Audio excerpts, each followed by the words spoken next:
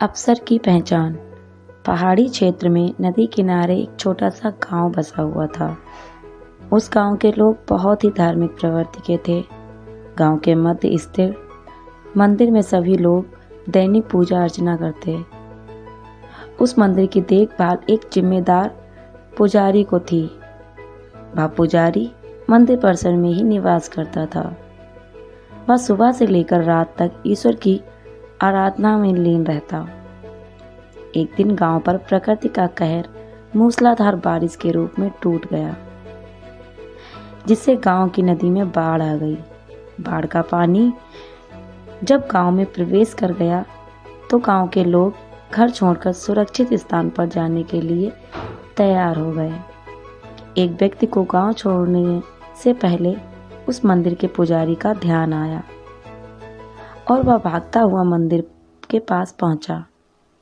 वहां पहुंचकर वह पुजारी से बोला, पंडित जी, बाढ़ का पानी हमारे घरों में घुसने लगा है।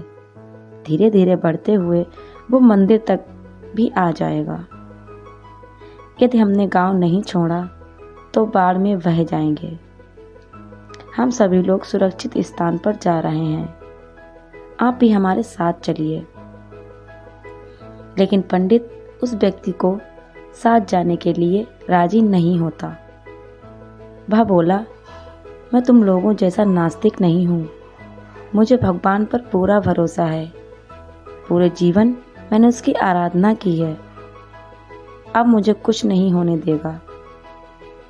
तुम लोगों को जाना है तो जाओ, मैं यहीं रहूँगा। पंडित की बात सुनकर वह व्यक्ति वापस चला गया।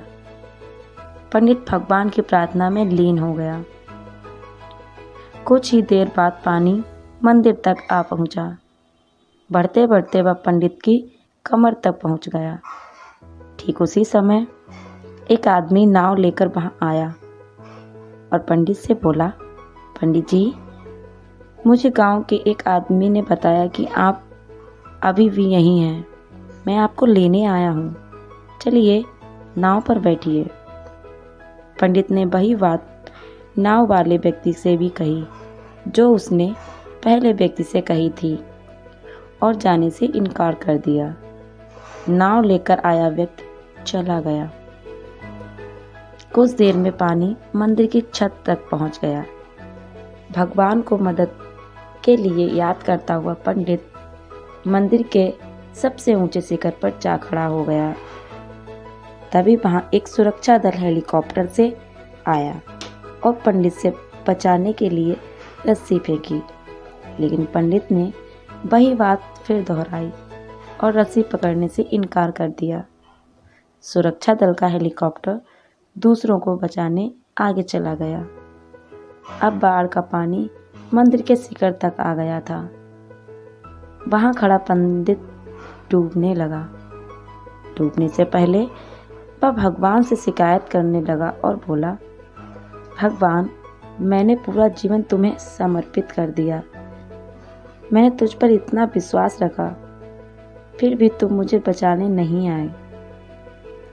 पंडित की शिकायत सुन भगवान प्रकट हुए और बोले, अरे मूर्ख, मैं 3 बार तुझे बचाने आया था। पहली बार मैं भागते हुए तुम्हारे पास आया और गांव वालों के साथ गांव छोड़कर चलने को कहा। फिर मैं नाव लेकर आया और अंत में हेलीकॉप्टर। अब इसमें मेरी क्या गलती है कि तूने मुझे पहचाना नहीं।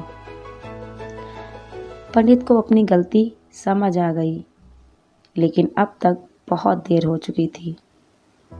तो दोस्तों, जीवन में अक्सर बिना बताए दस्तक देते हैं।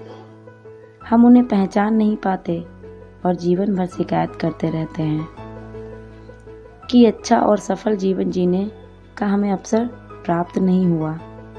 इसलिए अवसर किसी भी रूप में सामने आए, उसे अपने हाथ से जाने नहीं देना है।